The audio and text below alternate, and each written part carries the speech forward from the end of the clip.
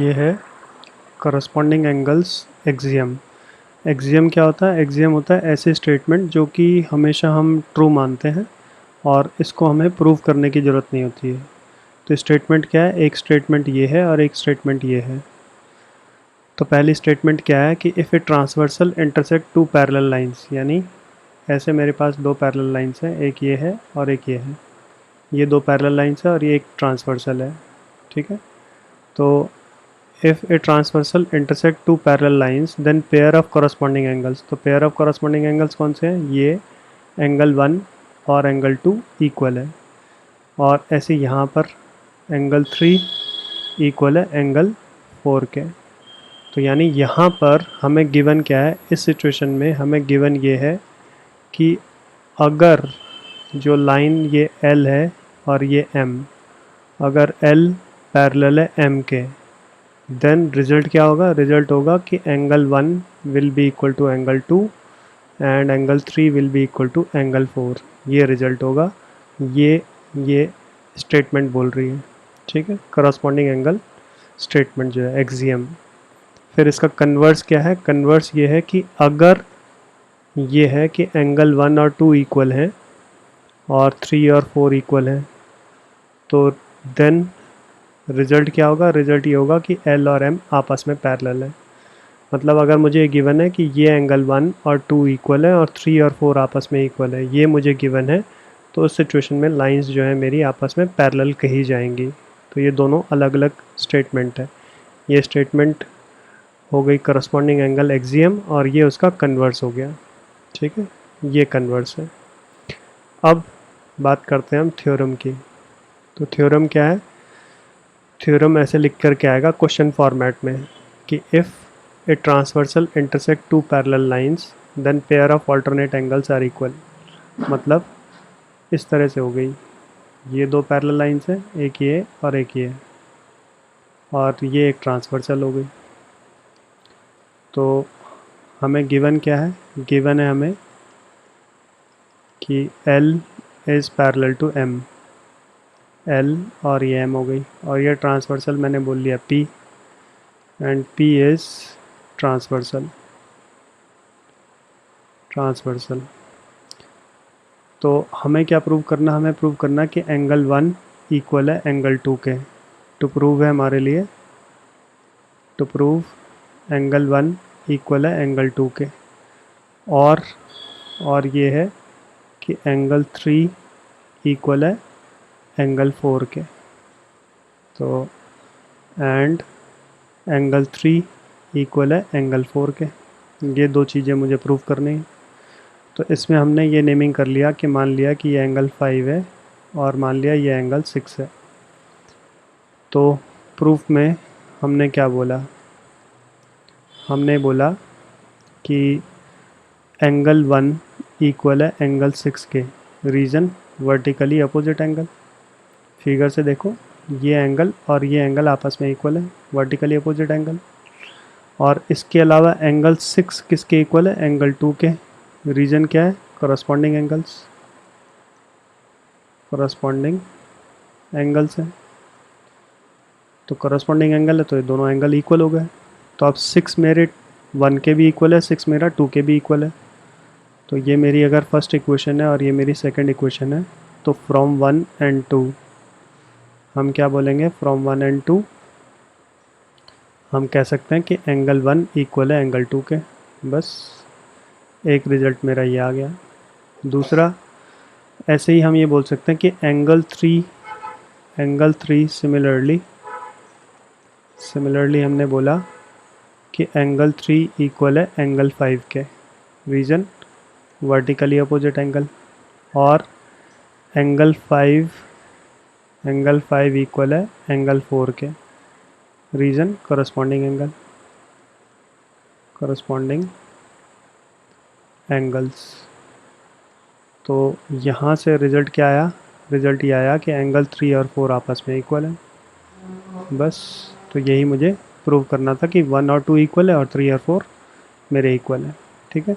तो these are called alternate interior angles. और कब वैलिड है?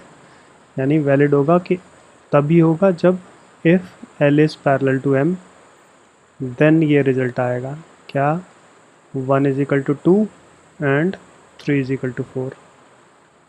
ये रिजल्ट है फिर, ये याद रखना है, ठीक है। ये कंडीशन होनी चाहिए कि पैरेलल है। अब इसका कन्वर्स, सेम ऑल्टरनेट एंगल का कन्वर्स क्या है, कन्वर्स कि ये हमें ऐसे दे रखी हैं लाइंस, ये एक ट्रांसवर्सल है और एंगल 1, एंगल 2 और एंगल 3 और एंगल 4। तो हमें इस बार गिवन है कन्वर्स में कि एंगल 1 इक्वल है एंगल 2 के और एंगल 3 इक्वल है एंगल 4 के। ये हमें गिवन है कि pair of alternate angles are equal, ये हमें गिवन है। तो प्रूव करना है टू लाइंस आर पैरेलल। तो टू प्रूव क्या है, टू प्रूव है ये L, ये M, L is parallel to M और ये P होगी ट्रांसवर्सल, ठीक है। तो प्रूफ में देखो क्या बोल सकते हैं, हम ये बोल सकते हैं पहले तो एंगल 1 इक्वल है एंगल 2 के, और एंगल 1 जो है यहाँ पर हम ये भी बोल सकते हैं कि एंगल 1 इक्वल है 5 के, एंगल 1 इक्वल है एंगल 5 के। रीज़न, ये तो मेरा इसका रीज़न तो हो गया गिवन, और इसका रीज़न क्या है, करस्पॉन्डिंग एंगल्स ना। 1 और 5 के लिए तो रीज़न आएगा vertically opposite angle, vertically opposite angle 1 और 5 आपस में इक्वल है, वर्टिकली अपोजिट एंगल। तो 1 2 के इक्वल है, 1 5 के इक्वल है, तो रिजल्ट क्या निकला, 2 इक्वल है 5 के। तो 2 और 5 इक्वल है विच is corresponding angle, which is corresponding angle. तो इसलिए by converse of corresponding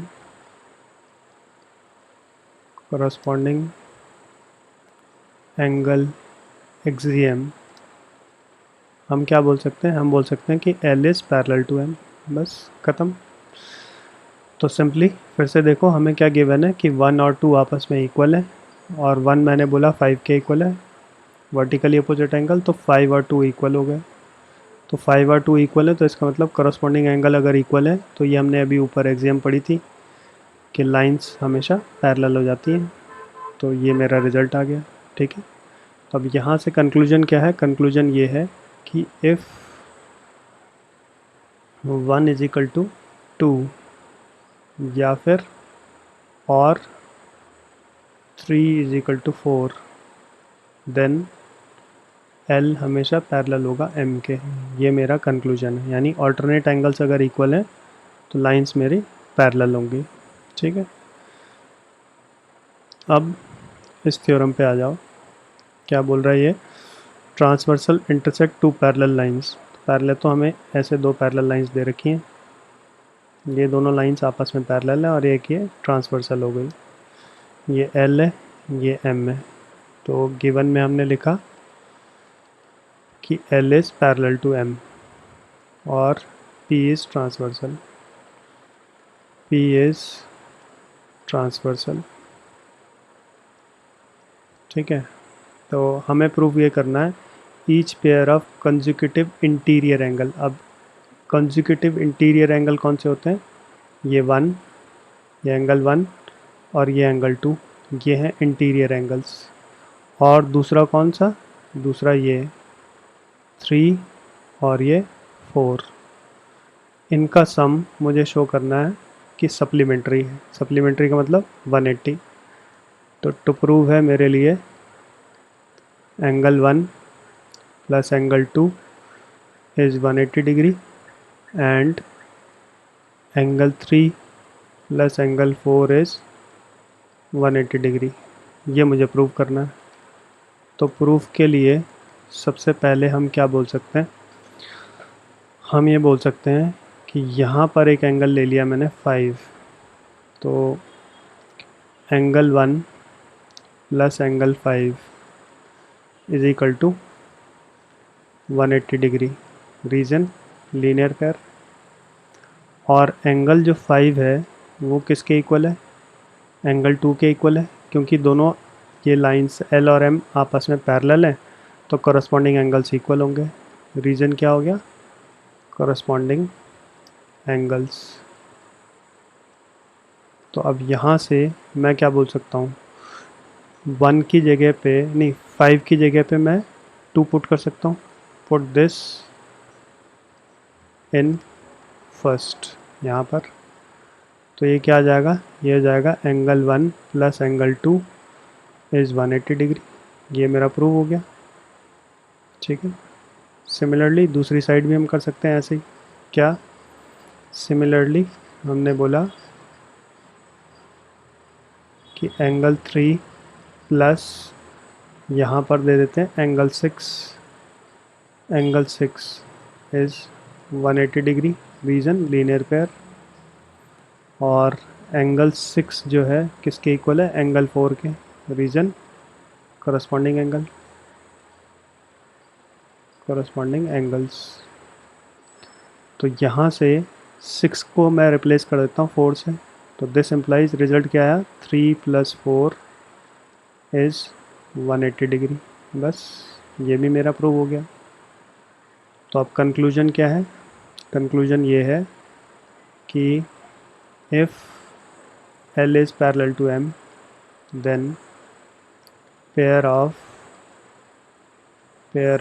interior या को इंटीरियर एंगल भी कह सकते हैं, को interior angles sum of pair of को इंटीरियर एंगल्स इज़ 180 डिग्री। तो ये मेरा कंक्लूजन आया फिर, ठीक है। इसके बाद इसी का कन्वर्स ले लो। कन्वर्स में क्या कह रहा है कि मेरे पास ये 2 लाइंस हैं और ये मेरी एक ट्रांसवर्सल है, और ये एंगल 1, ये हो गया एंगल 2, दोनों का सम मुझे गिवन है 180 है। गिवन क्या है, गिवन है angle 1 plus angle 2 is 180 degree. और इधर से ऐसे भी कह सकते हैं एंगल 3 और angle 4, angle 3 plus angle 4 is 180 degree. तो मुझे क्या प्रूव करना है, मुझे प्रूव करना है कि L is parallel to M, L is parallel to M, और P क्या है, P ट्रांसवर्सल है यहाँ पर, ठीक है। तो ऑब्जेक्टिव तो मेरा यही है कि L is parallel to M। तो प्रूफ में हमने क्या बोला, हमने बोला कि एक तो जो गिवन है 1 + 2 इज़ 180 डिग्री, ये तो मुझे गिवन ही। तो यहाँ से अगर मैं एंगल 5 बोल दूँ तो एंगल 1 प्लस एंगल 5 ये भी 180 डिग्री है। क्यों, क्योंकि लीनियर पेयर है। तो ये दोनों ही सेम है, मतलब RHS दोनों का ही सेम है। तो फ्रॉम 1 और 2 हम क्या बोल सकते हैं, फ्रॉम 1 और 2 हमने बोला कि एंगल 1 प्लस एंगल 2 इक्वल है एंगल 1 प्लस एंगल 5 के। तो एंगल 1 दोनों तरफ से आप कैंसिल आउट हो गया, तो रिजल्ट क्या आया, angle 2 is equal to angle 5 which is corresponding angle, which is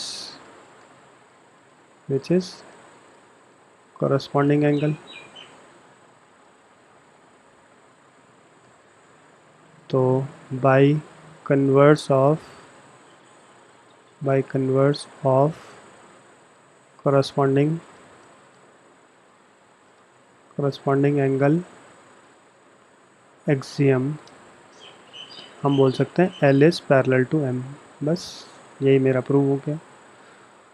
तो कंक्लूजन अब क्या है, कंक्लूजन ये है कि अगर 1 + 2 इज़ 180 या फिर 3 + 4 इज़ 180, तो देन रिज़ल्ट विल बी कि line L is parallel to M।